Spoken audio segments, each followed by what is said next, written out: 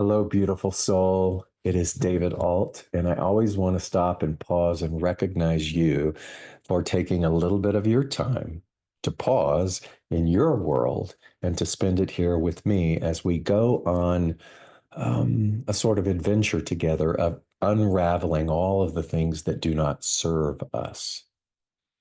So I am making an assumption that the reason that you are here is that you see yourself or you define yourself as spiritual.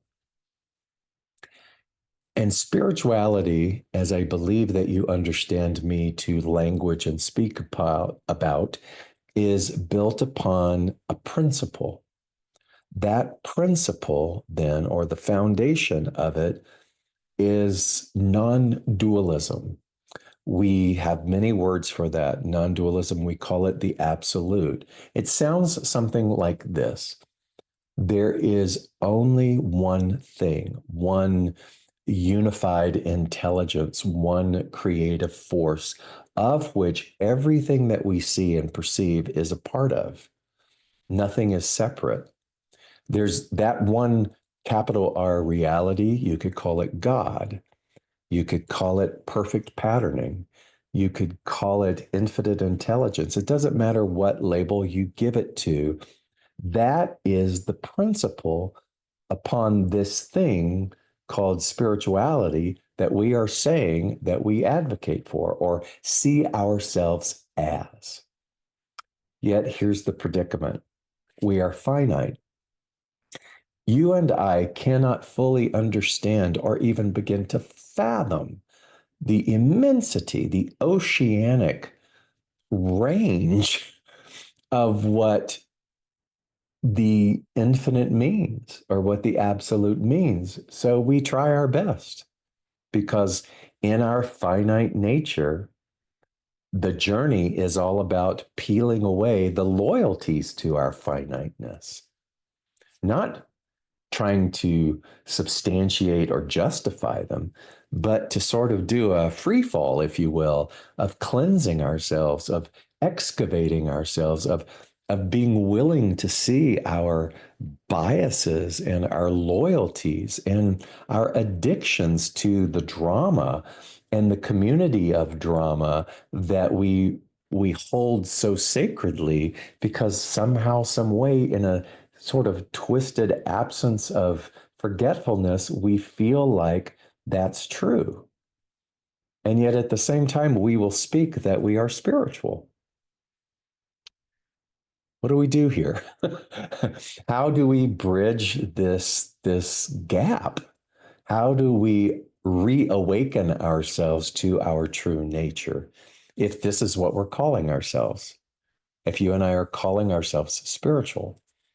And so every teacher, every sage, every ascended person that completely dissolved themselves of their finite nature and came to recognize the infinite within them, as them, through them, taught through parables. It's why Jesus taught through parables, because the relative or the masses of those who are still in this finite pool of existence and have difficulty seeing beyond that, we have no, I include myself in this, we have no consistent ability to recognize that infinite unless we find allegory, unless we find a parable or a fable or something that's going to help us chip away at all the loyalties that we have to staying small when we can't even recognize that that's what we're doing. So we get to have compassion for the fact that that's the game, that's the way the game's set up. But at the same time, when you recognize or get a taste that it's a game, then it's not an excuse to keep doing the same old thing. That's where the pain and suffering continues to sort of expound, because it's kind of like I can't go back. I know that there's something greater. And so, all great teachers, all great pathways to wisdom and spirituality in non dualism or this infinite nature have provided so many analogies for us, so many parables, so many invitations for us to keep shedding all of this in order to be more and more willing to let go of these loyalties and to fully allow ourselves, not to try to earn it, but to allow that which we already are to have more space to collaborate. And what it means then simply is to recognize the fact that when we stay here, it's the analogy of holding on to a hot pan. And instinct tells us to move away. All the intelligence within this finite body tells us to let go of the hot pan. And in letting go of the hot pan, why on earth would we want to continue to go and pick it back up again? But when we have a loyalty to our smallness, when we have a loyalty to our addictions to drama, when we have a very calculated and creative way of justifying things with regards to why all of this is out of reach or out of touch, or all the creative phrases it's bypassing, when in point of fact, what we're actually doing is we are creating courses or pathways of how to better hold on to the hot pan rather than just to let it go.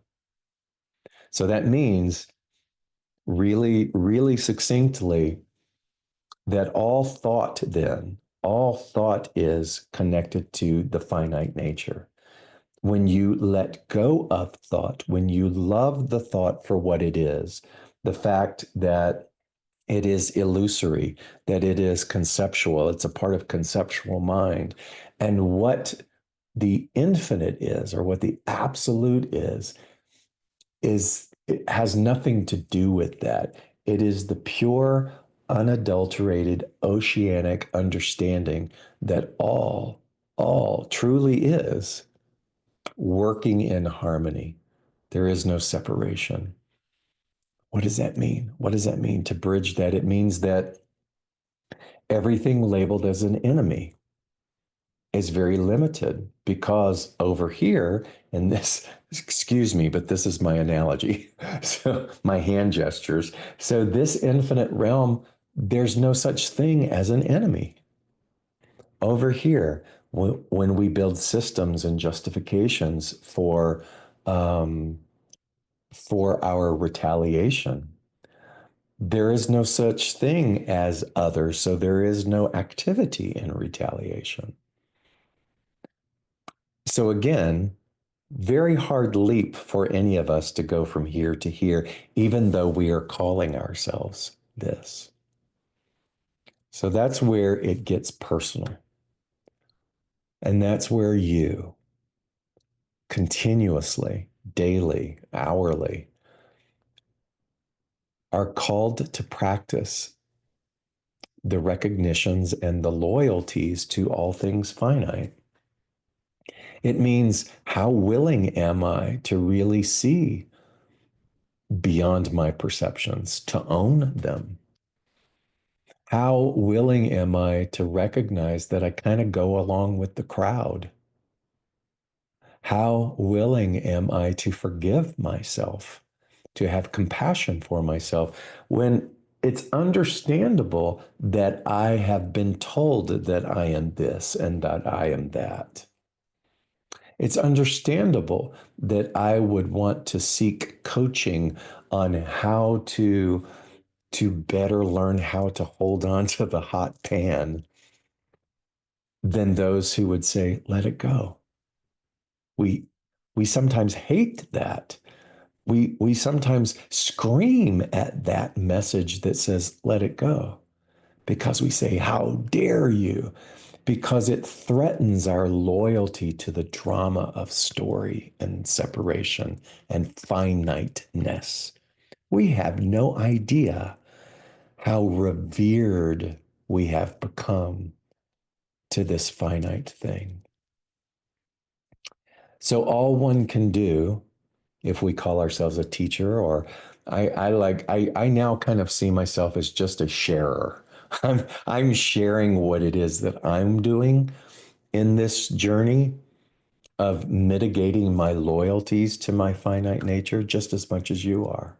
So in my sharing, all that I can continue to do is to sort of follow in the footsteps of Jesus and find parables and analogies to help. You know, when I think about my history of teaching, one of the ways in which I would try to illustrate the habits that we have and the loyalties that we have to our finite nature is I would call it spiritual Costco. This has come up a lot because Costco has been in the news a lot about the fact that, and if you're not from the United States, Costco is like a big, huge warehouse of goods and services, everything from food to clothing to furniture to mechanical things to, whatever.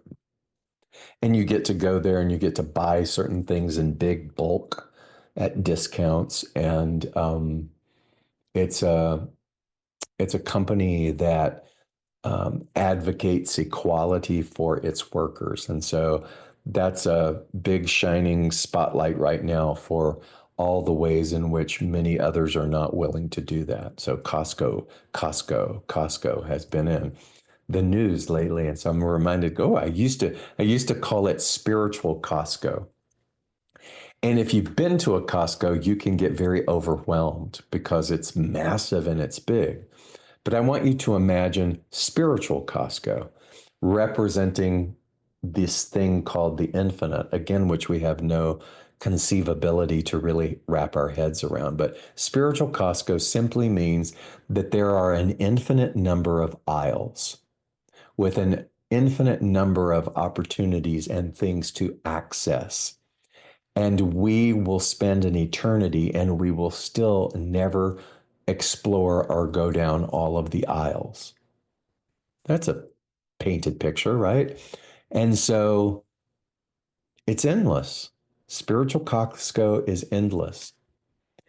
You and I have a membership to Spiritual Costco, meaning we're already members of that. We are already a part of that. And so there's no need to qualify for it. And so we go in, but our behavior in spiritual Costco might be the same behavior as the literal Costco or the finite human Costco.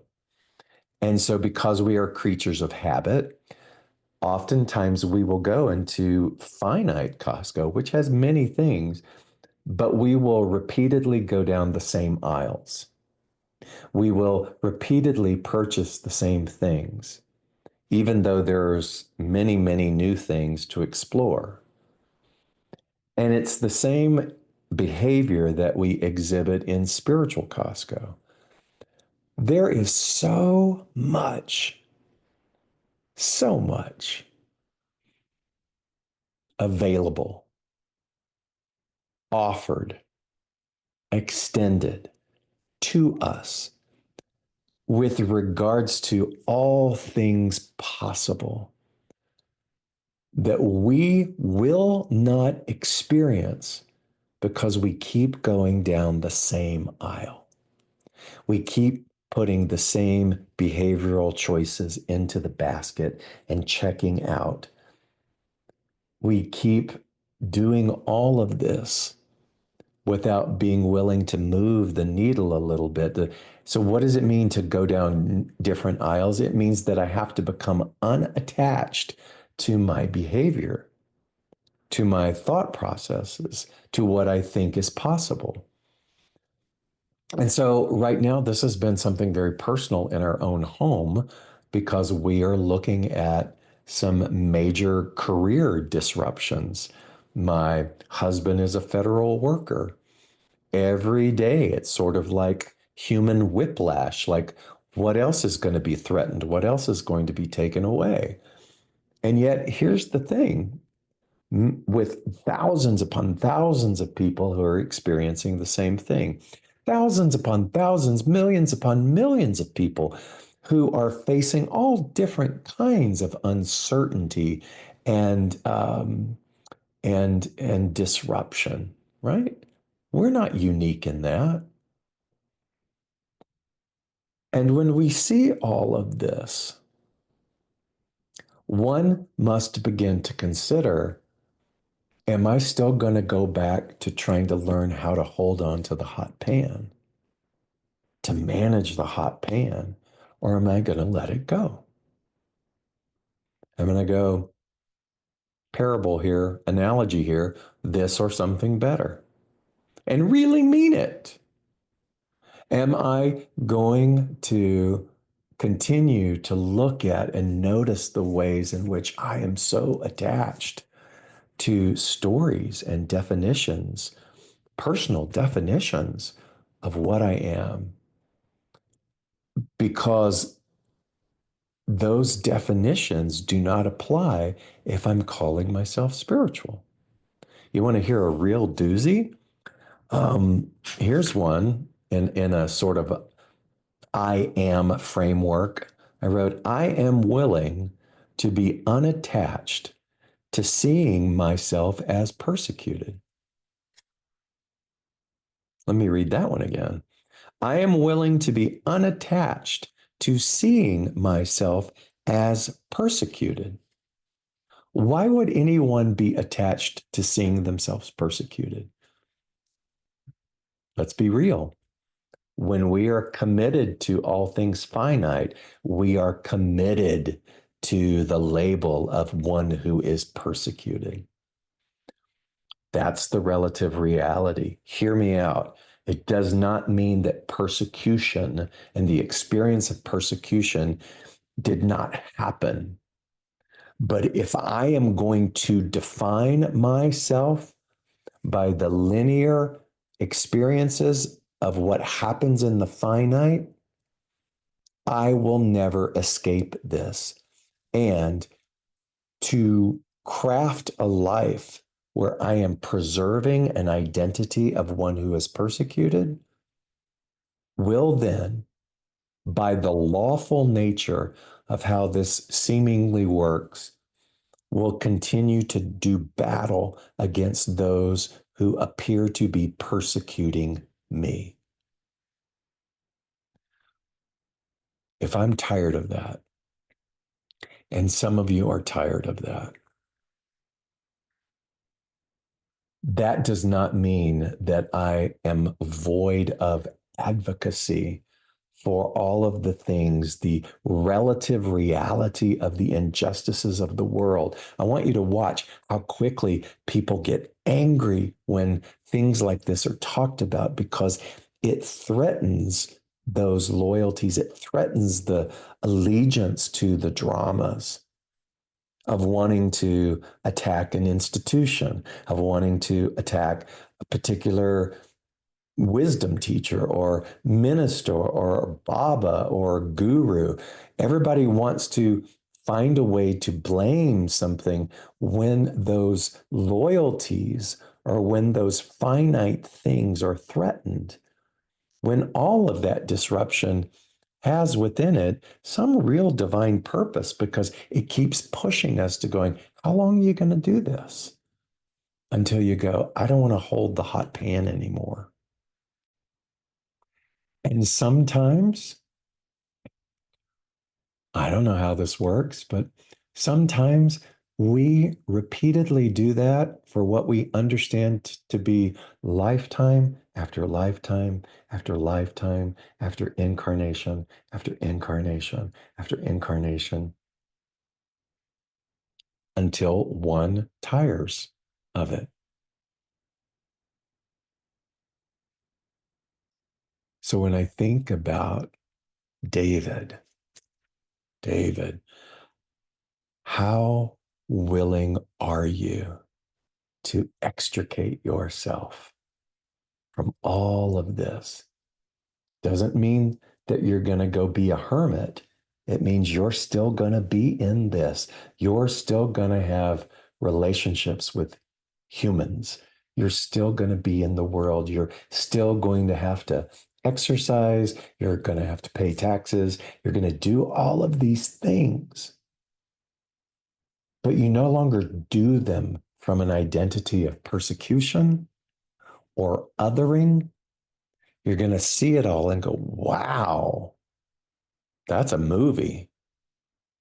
And in my observation of it, I'm going to continue to do whatever practices, whatever deep, quiet, meditative communion that I establish within my daily practice in order to remember the truth of the fact that there are so many aisles of opportunity that I have yet to shop in.